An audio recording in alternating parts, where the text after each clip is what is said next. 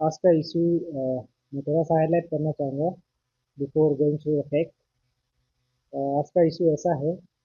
हमारा स्टेट का एक ही बैंक है, स्टेट ओन बैंक है जो है हमारा स्टेट एपेक्स बैंक है। एपेक्स बैंक हमारा स्टेट, जो आप लोगों को पता है, एपेक्स बैंक ऑलरेडी कुछ साल पहले बैंक करप्ट होने वाला था, लेकिन हमारा स्टेट ने लोन लेके उसको जैसा तैसा रिवाइव किया है। रिवाइव करने के बावजूद भी हमारा एपेक्स बैंक, हम लोगों को कुछ डॉक्यूमेंट्स मिला है, उसका मुताबिक से हमारा एपेक्स बैंक सही से नहीं चला रहा है। तो उसको लेके आज थोड़ा सा हम इशू डिस्कस करेंगे हमारा। हम सब यहाँ जितने आए हैं, हम लोग नाइन चैन का से एक्चुअली बिलोंग करता है।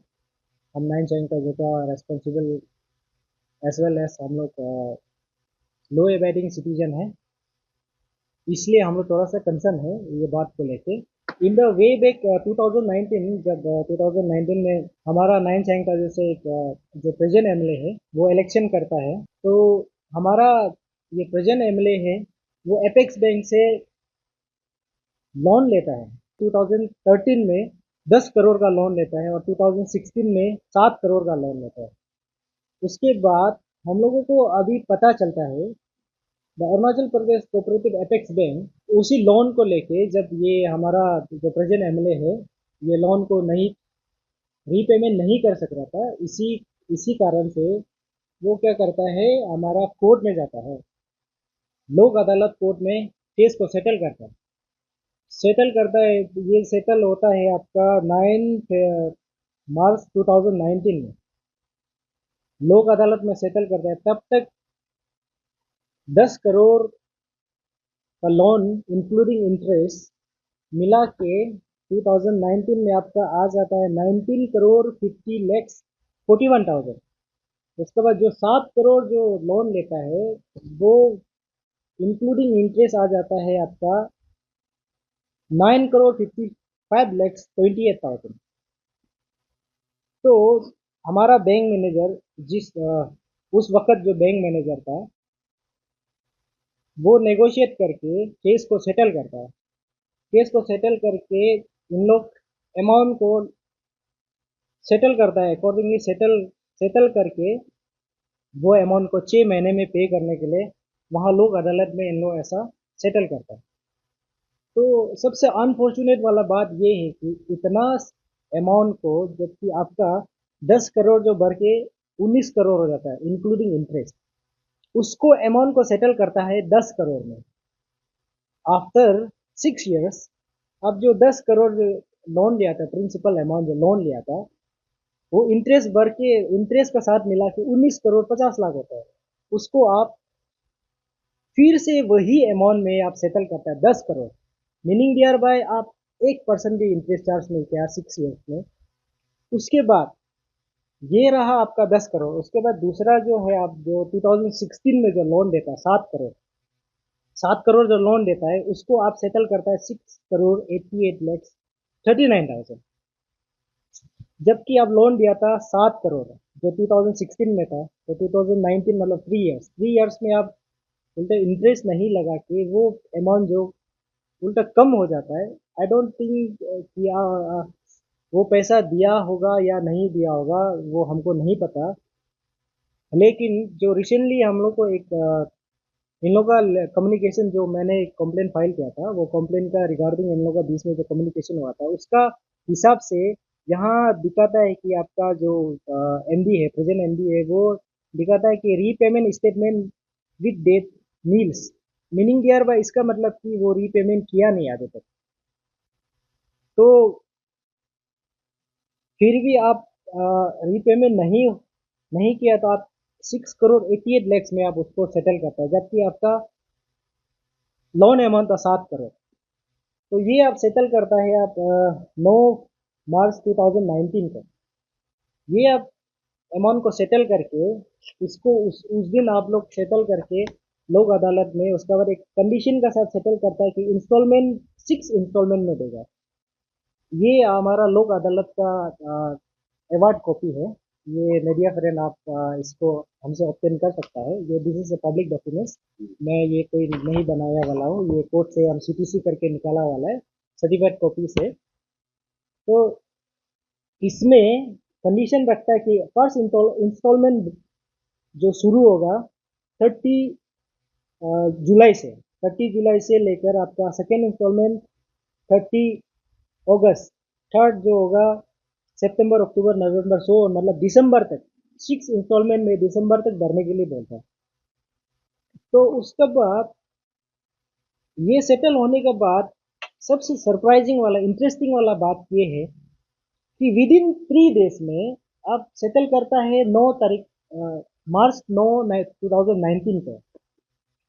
तो वेरी इंटरेस्टिंगली आप 12 तारीख मार्च 2019 को अब एक एनओसी इशू करता है। अब एनओसी इशू करता है हमारा जो प्रेजेंट एमएलए का फेवर में, ये बोलता है कि has no dues and installment due. अब ये बोलता है कि आप ये जो प्रेजेंट एमएलए का कोई ड्यू नहीं है और इंस्टॉलमेंट भी ड्यू नहीं है, जबकि आप 3 दिन पहले अब केस को सेटल करता है 6 महीना में पे करने के लिए, 1 रुपया भी पे नहीं करने दे के आप बोलता है कि कोई ड्यू नहीं है, मीनिंग दियर बाय कि सब पेमेंट हो चुका है, नो ड्यूज। एक एक रुपया भी ड्यू नहीं है। हमारा एपेक्स बैंक इतना ब्लंडर मिस्टेक कैसे कर सकता है, इसको लेके हम लोग थोड़ा सा चिंताजनक है। Being a responsible citizen of Arunachal Pradesh, इसलिए हम लोग थोड़ा सा कंसर्न है। इसी कंसर्न को लेके हम लोग आज ये जो ब्रीफ कर रहा है, वी आर वेरी सरप्राइज कि आप 3 दिन पहले केस को सेटल करके विद इन 6 मंथ में इंस्टॉलमेंट पे करेगा बोल के, उसका बाद सब्सिक्वेंटली विद इन 3 डेज में आप उसको एनओसी इशू करता है, बोलता है कि उसका कोई ड्यू नहीं है। ये बहुत सीरियस वाला इशू है कि ऐसा कैसे आप लोग कर सकते हैं। तो इसलिए ये मिलने के बाद हम लोग अपना कंसर्न जताया है एपेक्स बैंक को। उसके बाद हम एक लेटर लिखा है, एक कंप्लेन लेटर लिखा है एपेक्स बैंक एडमिनिस्ट्रेशन चेयरमैन को। मैंने एक लेटर लिखा है, लेटर लिखा कि आप ऐसा फॉल्स सर्टिफिकेट आप कैसा इशू करता है, जबकि आप जो सेटलमेंट किया था वो सेटलमेंट अमाउंट अभी तक पे नहीं किया, पेमेंट शुरू नहीं हुआ, उससे पहले आप कैसे एक सर्टिफिकेट उसको नो ड्यू सर्टिफिकेट इशू कर सकता है। ये सर्टिफिकेट फॉल्स है। और ये जो आपका मैन्युफैक्चर है, ये बिल्कुल भी ऐसा आप नहीं दे सकता है, जबकि ड्यूज होने के बाद भी आप नो ड्यू बोल के आप कैसा दे सकता है। मैंने 18/9/2023 को मैंने एक कंप्लेन लिखा एडमिनिस्ट्रेटर को कि आप ऐसा कैसा दे सकता है, हमको थोड़ा सा ब्रीफ कीजिए, थोड़ा हमको रिप्लाई कीजिए कि आप ऐसा कैसे कर सकता है। तो उसके बाद अकॉर्डिंगली हमको 6 तारीख 6/10/2023 को उसका स्टैंडिंग काउंसिल से एक रिप्लाई मिलता है। ये है उसका स्टैंडिंग काउंसिल का रिप्लाई।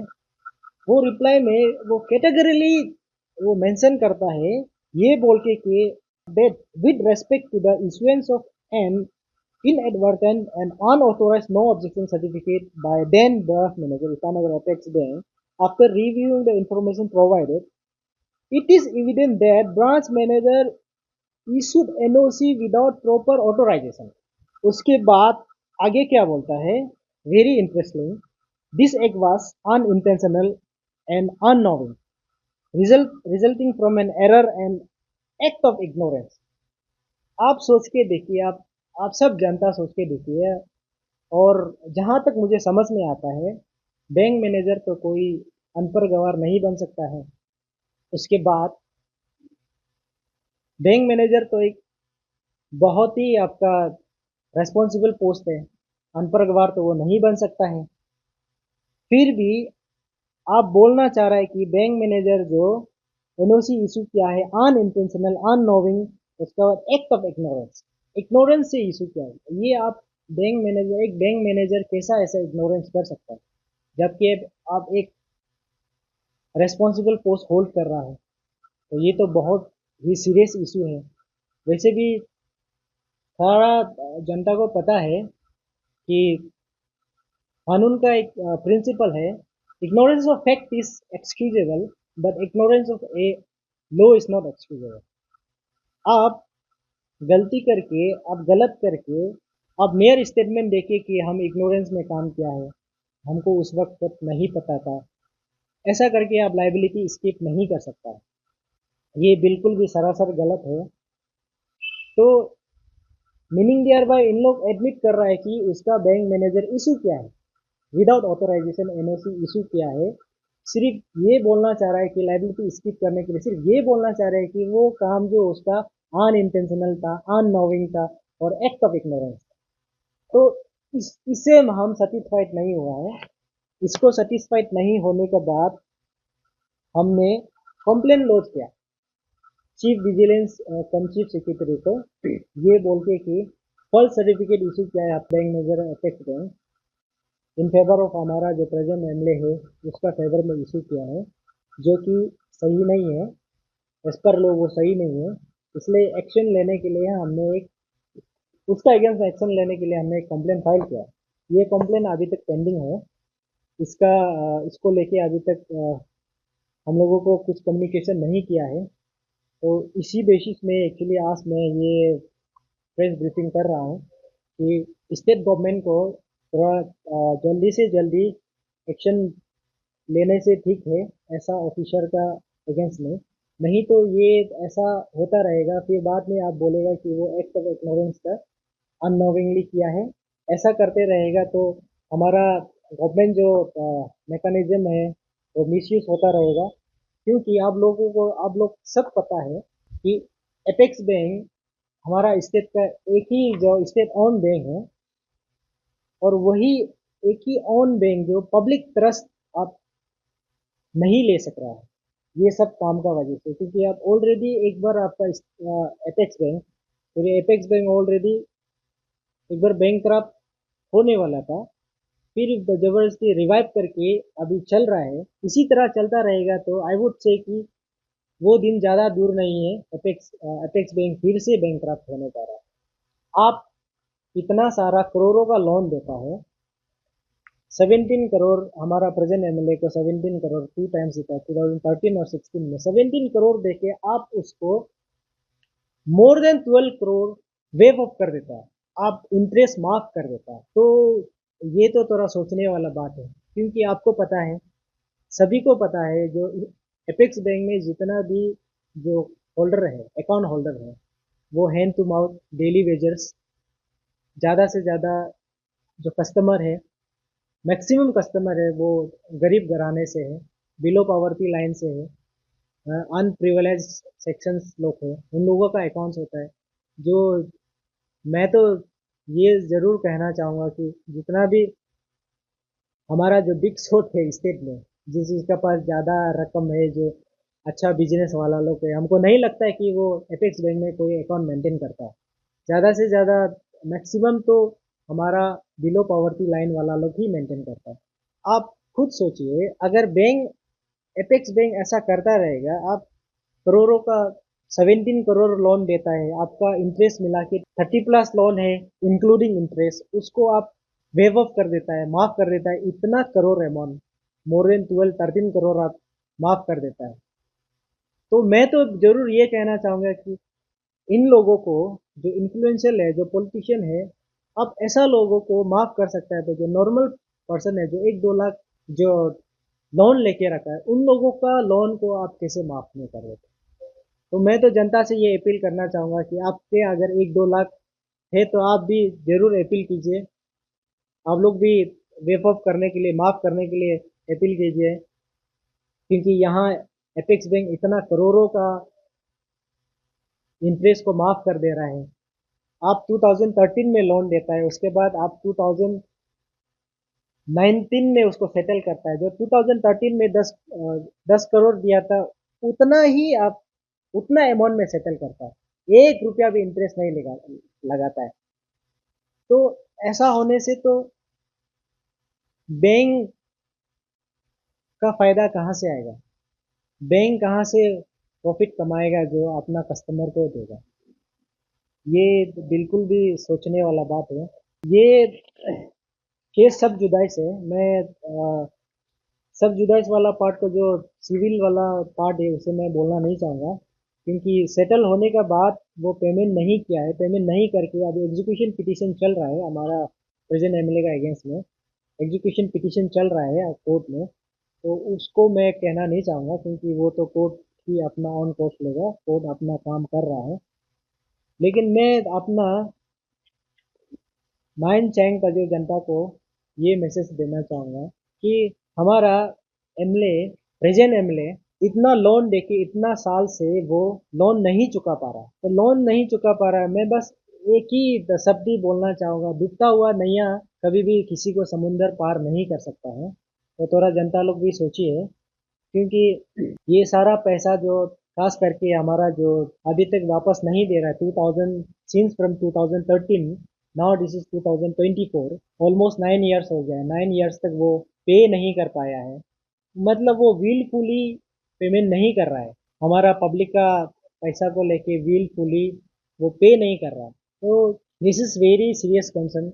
तो मेरा तो बस यही है कि आज ये प्रेस ब्रीफिंग देने का ये है कि वो जो बैंक मैनेजर था जिसका अगेंस्ट में मैंने एफआईआर किया, then he was bank manager, अब सिग्नेचर से वेरीफाई कर सकता है उसी बैंक मैनेजर, वो बैंक मैनेजर जाके इतना करोड़ का अमाउंट को वेव ऑफ कर देता है, माफ़ कर देता है। माफ़ करने के बाद फिर आप सब्सिक्वेंटली एक एनओसी इशू करता है, बोलता है कि उसका तो कोई इंस्टॉलमेंट ड्यू नहीं है, उसका कोई ड्यूज नहीं है बैंक में।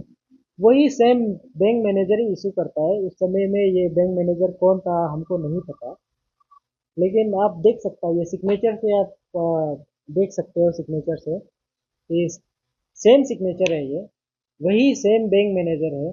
तो इसलिए हम उसका अगेंस्ट में एफआईआर किया है कि ताकि ऐसा ऑफिसर के खिलाफ सख्त से सख्त कार्रवाई कार्रवाई हो, ताकि ऐसा इन फ्यूचर में ये हमारा स्टेट का मशीनरीज का गलत उपयोग ना करे, और ऐसा गलत सर्टिफिकेट इशू ना करे किसी को, फॉल्स डिक्लेरेशन किसी का फेवर में ना दे।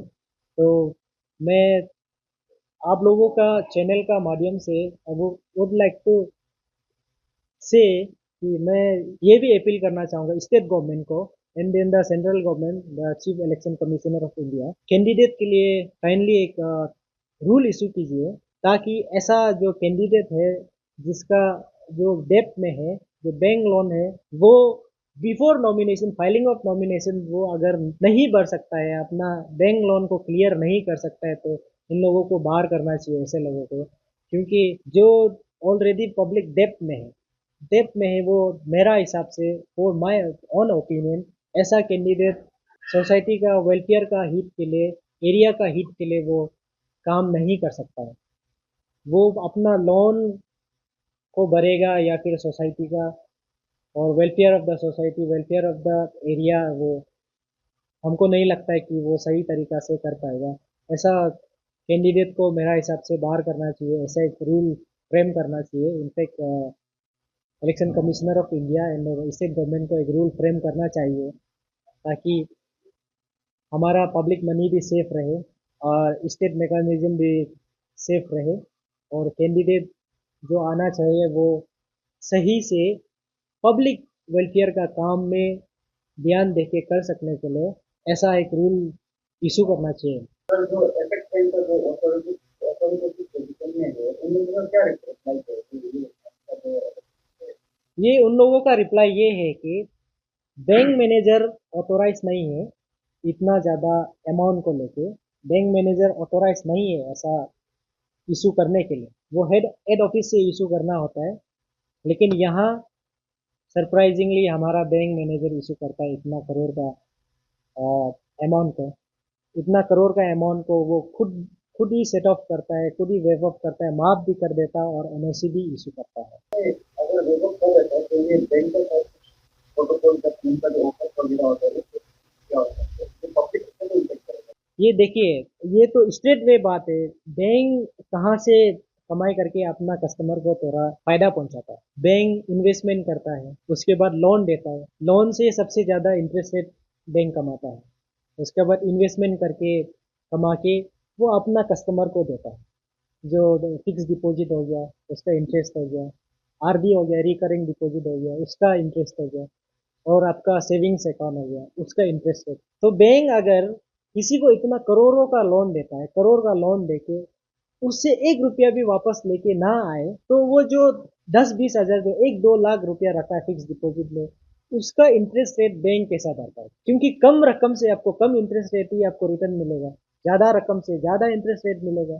और जैसे ये केस में आप 10 करोड़ से आपका इंटरेस्ट रेट बढ़ के आ जाता है अप्रोक्स 20 करोड़, आप उसको लगभग 10 करोड़ आपको आप उसको वेप ऑफ कर देता है, और जितना प्रिंसिपल अमाउंट लिया था उतना ही आप वापस मांग मांग के वापस लेता है। तो मैं तो जरूर ये भी कहना चाहूंगा कि शायद ये तो अपना पड़ोसी भी नहीं करता होगा आपके साथ, जो बैंक करके कर रहा है। तो मतलब तो ये तो बैंक है ही नहीं, मीनिंग यार भाई कि ये तो बैंक नहीं है। बैंक तो आप बैंक चला रहा ही नहीं। ये तो कोई ऐसा हो गया कि कोई अपना पैसा कहीं लॉकर में रख के गया, कुछ साल बाद वापस आके वो अपना पैसा को निकल के लेके गया। तो मेरा हिसाब से ये बिल्कुल भी गलत है, पब्लिक को ऐसा इम्पेक्ट करेगा, मैं पहले ही हाईलाइट कर चुका हूँ।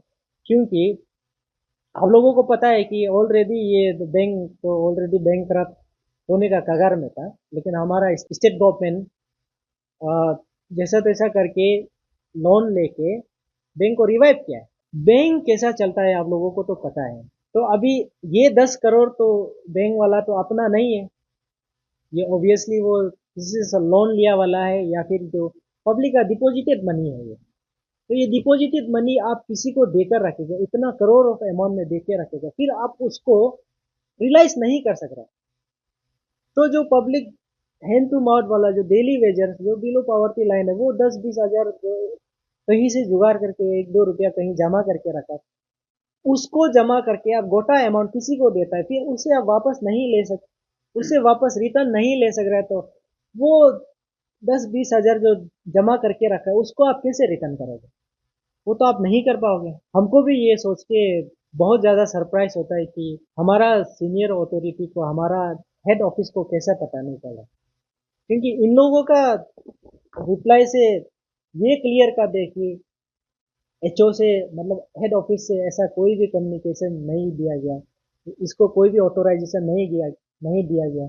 जो भी किया है वो बैंक मैनेजर अपना हिसाब से किया है। इसी कारण ही मैंने इसका अगेंस्ट में कंप्लेंट फाइल किया कि आप ये कैसा कर सकता है, क्योंकि आपको इतना पावर डेलीगेट नहीं किया है, beyond your exercising beyond your delegated power. तो ये आप नहीं कर सकता है। और आपका इन लोगों का रिप्लाई से भी क्लियर कर दिया, इसका स्टैंडिंग काउंसिल का रिप्लाई से भी क्लियर कर दिया, जो रिसेंटली इन लोग ने जो कम्युनिकेशन एक डिपार्टमेंट के अंदर जो कम्युनिकेशन किया, उसमें भी क्लियर है कि बैंक मैनेजर को इतना रकम का पावर डेलीगेट नहीं किया गया। Meaning thereby bank manager कहीं ना कहीं गलत किया है। देखो ये ट्रांजेक्शन क्यों हुआ, कैसे हुआ, ये तो मैं नहीं कह सकता हूँ, क्योंकि इन दोनों का बीच में कैसा डील हुआ कैसा नहीं हुआ वो नहीं कर सकता हूँ। लेकिन मेरा नज़र से जैसे वो दोनों ने डील किया, आपका लोन 10 करोड़, 7 करोड़ लोन लेके उसी अमाउंट को आप 6 साल 3 साल के बाद वही रकम में वापस लाके विदाउट एनी इंटरेस्ट, 1 रुपया भी इंटरेस्ट नहीं लगा के उसको वापस लेके आप आता है। तो मेरा हिसाब से ये कहीं ना कहीं गलत हुआ है, इसलिए मैंने कंप्लेंट फाइल किया है कि डिपार्टमेंटल इंक्वायरी करे, जल्दी से जल्दी इंक्वायरी करके हम लोग को भी रिप्लाई करे, हम लोग को भी, जनता को भी बताए कि ये कैसा हुआ है, on what basis, on what low, on what rules ये ऐसा हुआ है, हम भी जानना चाहता है। इसलिए मेरा भी रिक्वेस्ट है डिपार्टमेंट कंसर्न से कि ये केस को जल्दी से जल्दी सॉल्व करने के लिए कोशिश कीजिए। जब ये केसेस चालू हुआ, केस में जब ये केसेस चालू हुआ, तब जाके हम लोगों को पता चला कि हमारा प्रेजेंट एमएलए का लोन है अभी तक पे नहीं हुआ है।